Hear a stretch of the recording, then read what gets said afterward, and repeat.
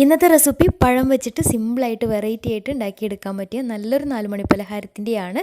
അപ്പോൾ വായിലിട്ടാൽ അലിഞ്ഞു പോകുന്ന ടൈപ്പ് ഒരു പ്രത്യേക ടേസ്റ്റാണ് ഇത് കഴിക്കാനായിട്ട്. തീർച്ചയായിട്ടും ട്രൈ ചെയ്ത് നോക്കണം.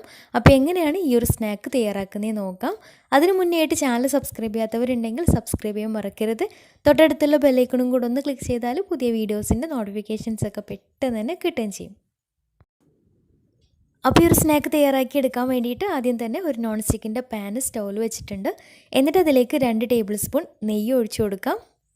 നെയ്യ് നന്നായിട്ടൊന്ന് മെൽറ്റായിട്ട് വരുന്ന സമയത്ത് ഇതിലേക്ക് കുറച്ച് നട്ട്സ് ഒന്ന് വറുത്തെടുക്കുന്നുണ്ട്. അപ്പോൾ ഞാനിപ്പോൾ കുറച്ച് അണ്ടിപ്പരിപ്പാണ് ഇതിലേക്ക് ഇട്ടിട്ടൊന്ന് റോസ്റ്റ് ചെയ്തെടുക്കുന്നത്. ഉണക്കമുന്തിരി ഉണ്ടെങ്കിൽ കുറച്ച് ഉണക്കമുന്തിരിയും ചേർത്ത് കൊടുക്കാം.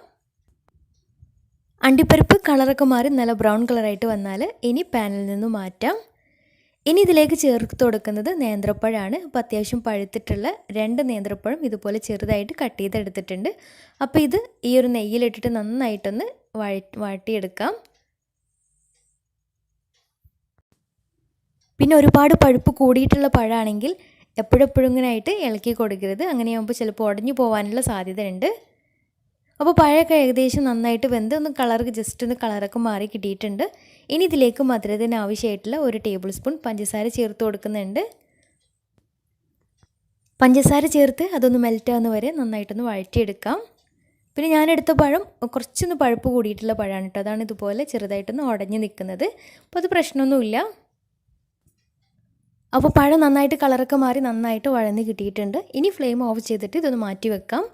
ഇനി ഒരു സ്നാക്കിലേക്ക് 2 ബാറ്റർ റെഡിയാക്കി എടുക്കണം. അപ്പോൾ അതിന് വേണ്ടിയിട്ട് ഒരു മിക്സിയുടെ ജാറിലേക്ക് 1 കപ്പ് പാൽ ഒഴിച്ചു കൊടുക്കാം. കൂടെ തന്നെ 1/2 കപ്പ് വെള്ളം കൂടെ ഒഴിച്ചു കൊടുത്തിട്ടുണ്ട്. നിങ്ങൾക്ക് വേണമെങ്കിൽ 1.5 കപ്പും പാൽ തന്നെ ഒഴിച്ചു കൊടുക്കാം. മുഴുവനായിട്ട് വെള്ളം എടുക്കരുത്. പകുതി പാലും പകുതി വെള്ളമായാലും കുഴപ്പമൊന്നുമില്ല. കുറച്ച് പാലുണ്ടെങ്കിൽ ഇതിന് ടേസ്റ്റ് ഉണ്ടാവുകയുള്ളൂ. എന്നിട്ട് ഇതിലേക്ക് 1 കപ്പ് മൈദയും പിന്നെ പാകത്തിന് ഒരു നുള്ള് ഉപ്പും കൂടെ ചേർത്തിട്ട് നന്നായിട്ടൊന്ന് അടിച്ചെടുക്കണം. എന്നിട്ടൊരു ബൗളിലേക്ക് മാറ്റാം.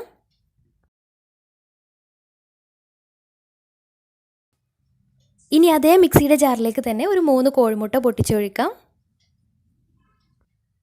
ഇനി അതിലേക്ക് ഒരു 1/4 കപ്പ് പഞ്ചസാരയും നല്ലൊരു ഫ്ലേവറിന് വേണ്ടിയിട്ട് 1/2 ടീസ്പൂൺ ഏലക്ക പൊടിയും അതുപോലെ തന്നെ ചെറിയൊരു കളറിന് വേണ്ടിയിട്ട് ഒരു 1/4 ടീസ്പൂൺ മഞ്ഞൾപ്പൊടി കൂടി ചേർത്തിട്ട് നന്നായിട്ടൊന്ന് അടിച്ചെടുക്കാം. അപ്പോൾ 2 ബാറ്ററും റെഡി ആയിട്ടുണ്ട്. ഇനി നമ്മളുടെ അപ്പം റെഡിയാക്കി തുടങ്ങാം. അപ്പോൾ അതിന് വേണ്ടിയിട്ട് ഒരു കടായി സ്റ്റൗവിൽ വെച്ചിട്ടുണ്ട്. എന്നിട്ട് അതിലേക്ക് കുറച്ച് നെയ്യ് താഴ്ഭാഗത്ത് കുറച്ച് നെയ്യ് ഒന്ന് സ്പ്രെഡാക്കി കൊടുക്കാം. എന്നിട്ട് ലോ ഫ്ലെയിമിൽ ഇട്ടതിന് ശേഷം ആദ്യം മൈദയുടെ ബാറ്റർ 1.5 തവി ഒഴിച്ചു കൊടുക്കാം. കുറച്ചൊരു കട്ടിക്ക് വേണം കേട്ടോ ഈ ഒരു ബാറ്റർ. എന്നിട്ട് എല്ലാ ഭാഗത്തേക്കൊന്ന് ചുറ്റിച്ച് കൊടുത്തിട്ട് അടച്ച് വെച്ച് ഒരു 1 മിനിറ്റ് 2 മിനിറ്റ് ഒന്ന് അടച്ച് വെച്ച് വേവിക്കാം. അപ്പോൾ അത് ഏകദേശം ഒന്ന് സെറ്റായി വരുന്ന സമയത്ത് ഇനി ഇതിൻ്റെ മുകളിലേക്ക് മുട്ടയുടെ കൂട്ട് ഒരു 1.5 തവി ഒഴിച്ചു കൊടുക്കാം. കൂടെ തന്നെ അതിൻ്റെ മുകളിലേക്കായിട്ട് നമ്മൾ റെഡിയാക്കി വെച്ചിട്ടുള്ള പഴത്തിൻ്റെ വാട്ടിയെടുത്തിട്ടുള്ള പഴം കൂടെ മുകളിലായിട്ട് വിതറി കൊടുക്കാം. ഇനി ഇതും അടച്ച് വെച്ച് ഒരു 1 മിനിറ്റ് ഒന്ന് വേവിച്ചെടുക്കാം. ലോ ഫ്ലെയിമിൽ ഇട്ടിട്ട് വേണം കേട്ടോ ഇതൊക്കെ ചെയ്തെടുക്കാൻ വേണ്ടിയിട്ട്. പിന്നെ അതിന് മുകളിലേക്കായിട്ട് മൈദയുടെ ബാറ്റർ, അതിന് മുകളിൽ മുട്ടയുടെ ബാറ്റർ, അതിന് മുകളിൽ കുറച്ച് പഴം, ഈ ഒരു രീതിയിൽ ലെയറായിട്ട് സെറ്റ് ചെയ്തെടുക്കാം. മാവ് തീരുന്ന വരെ സെറ്റ് ചെയ്തെടുക്കാം. പിന്നെ ഓരോ ലെയറും സെറ്റ് ചെയ്തെടുക്കുന്ന സമയത്ത് മുട്ടയുടെ ബാറ്റർ ഒന്ന് സെറ്റായിട്ട് വരുന്ന സമയത്ത് അതിന് മുകളിലേക്കായിട്ട് കുറച്ച് നെയ്യൊന്ന് സ്പ്രെഡാക്കി കൊടുക്കുകയാണെങ്കിൽ ഒന്നും കൂടി വൃത്തിക്ക് കിട്ടുകയും ചെയ്യും. പിന്നെ മുട്ടയുടെ ബാറ്റർ ഒന്ന് സെറ്റാകാൻ വേണ്ടിയിട്ട് കുറച്ചൊരു ടൈം എടുക്കും. മൈദയുടെ ബാറ്ററിനേക്കാളും കുറച്ചൊരു ടൈം എടുക്കും. അപ്പോൾ എല്ലാ ബാറ്ററും ആക്കി കഴിഞ്ഞാൽ ഏറ്റവും മുകളിലായിട്ട് മുട്ടയുടെ ബാറ്റർ വരുന്ന രീതിയിൽ വേണം ചെയ്തെടുക്കാൻ വേണ്ടിയിട്ട്. അങ്ങനെ ആകുമ്പോൾ കാണാനൊന്നും കൂടെ ഭംഗിയുണ്ടാവും. ഇനി ലാസ്റ്റ് ലെയറാണ് സെറ്റ് ചെയ്തെടുക്കുന്നത്. അപ്പോൾ ആദ്യം 1/2 ടീസ്പൂൺ നെയ്യ് എല്ലാ ഭാഗത്തേക്കും ഒന്ന് ആക്കി കൊടുത്തതിന് ശേഷം അതിന് മുകളിലേക്കായിട്ട് മുട്ടയുടെ ബാറ്റർ ഒഴിച്ചു കൊടുക്കാം. മുട്ടയുടെ ബാറ്റർ എല്ലാ ഭാഗത്തേക്കൊന്നും ഇതുപോലെ ചുറ്റിച്ച് കൊടുത്തതിന് ശേഷം മുകളിലേക്കായിട്ട് പഴം വാട്ടിയെടുത്തിട്ടുള്ള പഴം വെച്ചിട്ട് ഒന്ന് ഡെക്കറേറ്റ് ചെയ്തെടുക്കാം. പിന്നെ വറുത്ത് മാറ്റി വെച്ചിട്ടുള്ള അണ്ടിപ്പരിപ്പും കൂടെ മുകളിലേക്കായിട്ട് ഒന്ന് ഡെക്കറേറ്റ് ചെയ്തെടുക്കാം. കൂടുതൽ നട്ട്സൊക്കെ ഉണ്ടെങ്കിൽ ഇടയ്ക്കൊക്കെ ഉള്ളിലൊക്കെ സെറ്റ് ചെയ്ത് കൊടുക്കുകയും ചെയ്യാം. ഞാനിപ്പോൾ ചെയ്ത് കൊടുത്തിട്ടില്ല. മുകളിൽ മാത്രമാണ് നട്ട്സ് ഇട്ട് കൊടുത്തിട്ടുള്ളത്. ഉണക്കമുന്തിരി ഉണ്ടെങ്കിൽ അതും ചേർത്ത് കൊടുക്കാം. നട്ട്സ് ഇടയ്ക്ക് കടിക്കുമ്പോൾ ഒന്നും കൂടെ ടേസ്റ്റാണ് കേട്ടോ. ഇനി ഇത് അടച്ച് വെച്ച് ഒരു 5 മിനിറ്റ് ലോ ഫ്ലെയിമിൽ ഒന്ന് വേവിച്ചെടുക്കാം. മുകൾ ഭാഗം ഒന്ന് സെറ്റായിട്ട് കിട്ടിയാൽ മതിയാവും.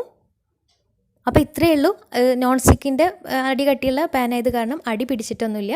ഞാനിന്ന് മുകൾ ഭാഗം ഒന്ന് ബ്രൗൺ കളറാക്കി എടുക്കാൻ വേണ്ടിയിട്ട് വേറൊരു നെയ്യ് സ്പ്രെഡാക്കിയിട്ടുള്ള ഒരു പാനിലേക്ക് മറിച്ചിട്ട് കൊടുത്തിട്ടുണ്ട്. നിർബന്ധമൊന്നുമില്ല, കാണാനൊരു ഭംഗിക്ക് വേണ്ടിയിട്ട് ചെയ്തു എന്ന് മാത്രം. അപ്പോൾ 2 മിനിറ്റ് മീഡിയം ഫ്ലെയിമിൽ വേവിച്ചെടുത്തിട്ട് സെർവിങ് പ്ലേറ്റിലേക്ക് മാറ്റാം. ഇത്രയേ ഉള്ളൂ. ചൂടാറിയതിന് ശേഷം ഇഷ്ടമുള്ള ഷേപ്പിൽ കട്ട് ചെയ്തെടുക്കാം. പിന്നെ കുക്കറിൽ ചെയ്തെടുക്കുകയാണെങ്കിൽ ചിലപ്പോൾ പെട്ടെന്ന് അടി കരിയാനുള്ള സാധ്യതയുണ്ട്. അപ്പോൾ അങ്ങനെ ചെയ്തെടുക്കുകയാണെങ്കിൽ കുക്കറിൻ്റെ താഴ്ഭാഗത്ത് പഴയ നോൺ സ്റ്റിക്കിൻ്റെ പാനോ അല്ലെങ്കിൽ പഴയ അലൂമിനിയത്തിൻ്റെ എന്തെങ്കിലും അടപ്പുണ്ടെങ്കിൽ അതോ വെച്ച് കൊടുക്കാൻ മറക്കരുത്. അപ്പോൾ ഇത്രയേ ഉള്ളൂ. നല്ല ടേസ്റ്റി ആയിട്ടുള്ള സ്നാക്കാണ് പഴം വെച്ചിട്ടുള്ള നെയ്യട. തീർച്ചയായിട്ടും ട്രൈ ചെയ്ത് നോക്കുക. കുട്ടികൾക്കും വലിയവർക്കൊക്കെ ഒരുപോലെ ഇഷ്ടാവുകയും ചെയ്യും. നല്ല സോഫ്റ്റാണ് കഴിക്കാനായിട്ട്. അപ്പോൾ ട്രൈ ചെയ്തിട്ട് നിങ്ങളുടെ ഫീഡ്ബാക്ക്സ് താഴെ കമൻറ്റ് ബോക്സിൽ അറിയിക്കാൻ മറക്കരുത്. അപ്പോൾ ഇന്നത്തെ വീഡിയോ ഇഷ്ടമായെന്ന് വിചാരിക്കുന്നു. ഇഷ്ടമെങ്കിൽ ലൈക്ക് ചെയ്യുക. ഫ്രണ്ട്സ് റിലേറ്റീവ്സിനൊക്കെ ഒന്ന് ഷെയർ ചെയ്ത് കൊടുക്കാനും മറക്കരുത്. അപ്പോൾ നല്ല അടിപൊളി വീഡിയോയുമായി വീണ്ടും വരാം. അതുവരെ take care. Bye. Thank U.